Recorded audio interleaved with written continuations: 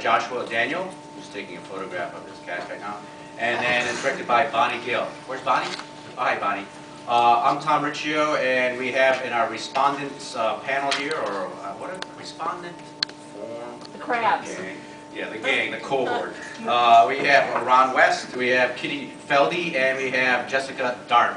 And what we'll do is we'll hear the reading, and then afterwards we'll respond, and then open the floor up for your responses. Thanks much.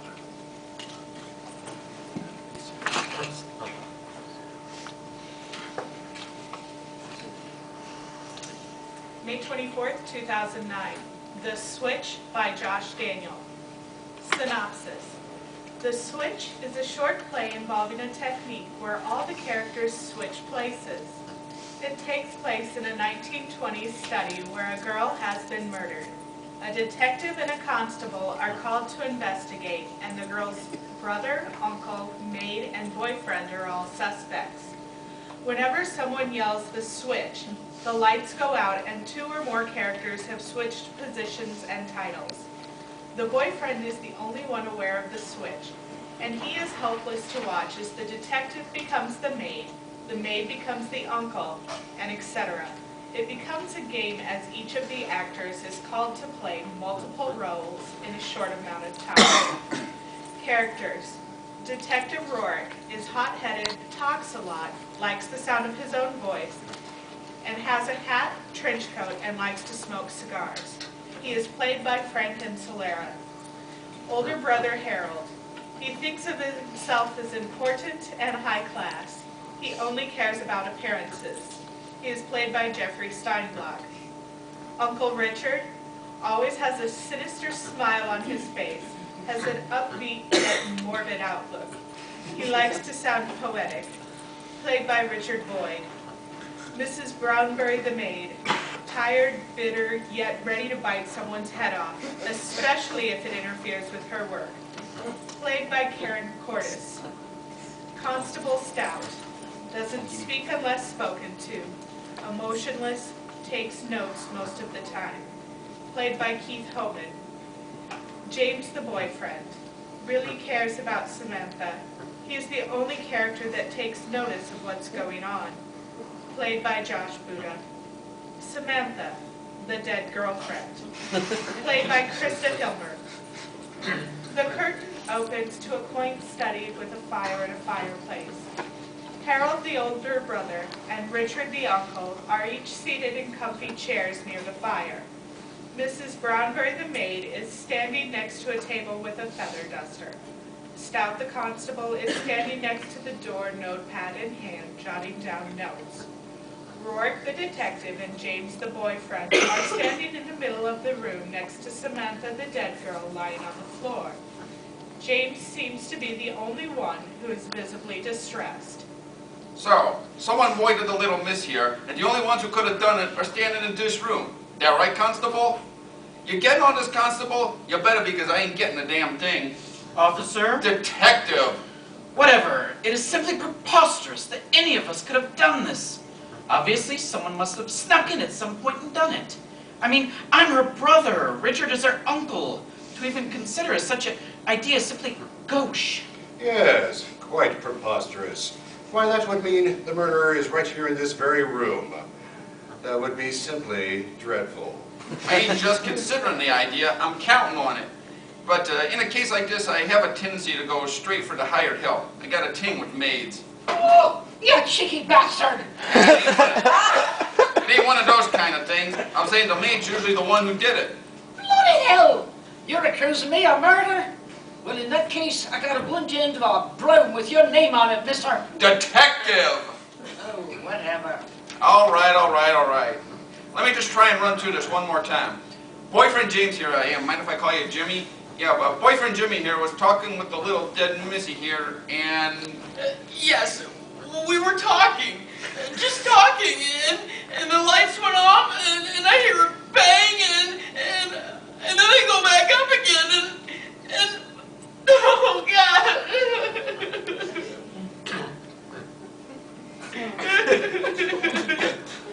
Oh, stop your bobbing, you Mary. I'm going to use as a prime suspect. Maybe you're just a damn good actor. How the hell's I supposed to know? But assuming you're not, You said the lights went out, right? Well then, that means someone must have pulled the switch. As soon as he says it, the lights go out.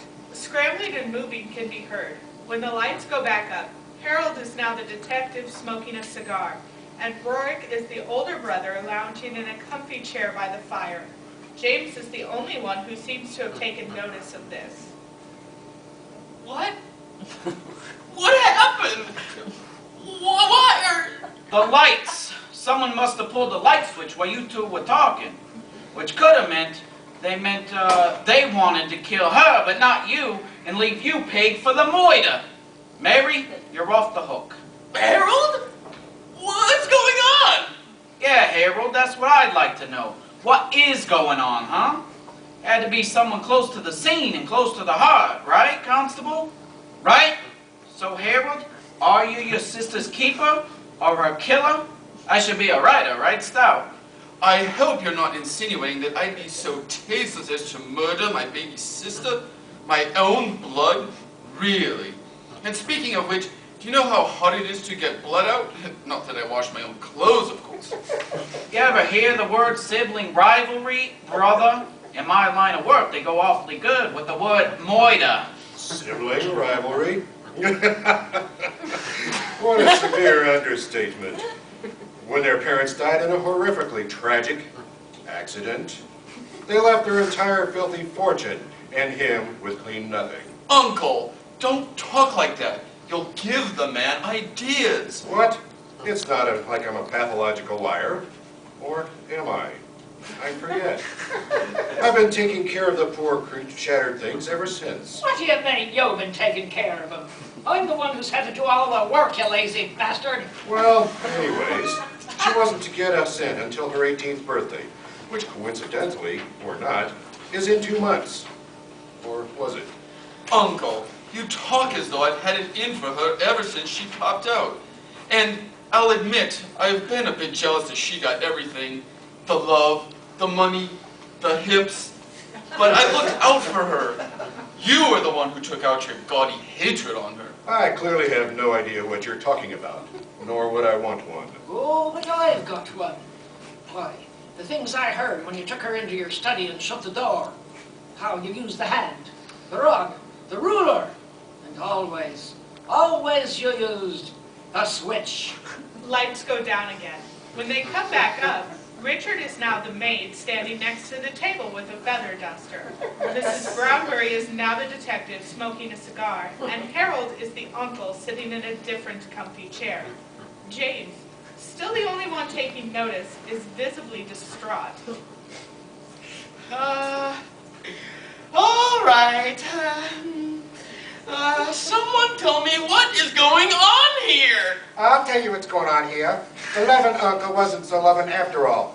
He beat that poor gold red. And maybe he was just loving it too much, eh? Oh, yeah? Like a little molestation with it on the side of your moida? I know I do.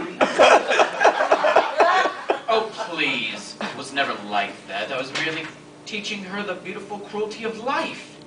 Mrs. Brownbury, you and I know that I only go for a woman with heaving bosom to see how far I can overheave it. Oh, I wouldn't begin to know what you're talking about. Yeah? Well, I'm sure everyone else in the room does. What's happening? What the hell is this? Constable Stout, please tell me you know what's going on here. The uncle seems to be having an affair with the maid. No, I mean... Oh, the uncle is popping the maid. Big deal. What I want to know is, what's the maid popping? I beg your pardon. I told you before, I got a thing against maids. And you're not just a maid. You're a goddamn maid with a funny accent. Well, if you don't like what's like it, you can dust your own damn trousers. Kind of Irish, right? Funny. Stout, tell them why it's so funny. Documents indicate Miss Brownbury to be of American origin. No, ain't that funny? Ain't that just goddamn hilarious? Sounds like somewhere someone pulled the switch. Lights switch off. When they switch back on, Stout is now the maid, Brownbury is now the older brother.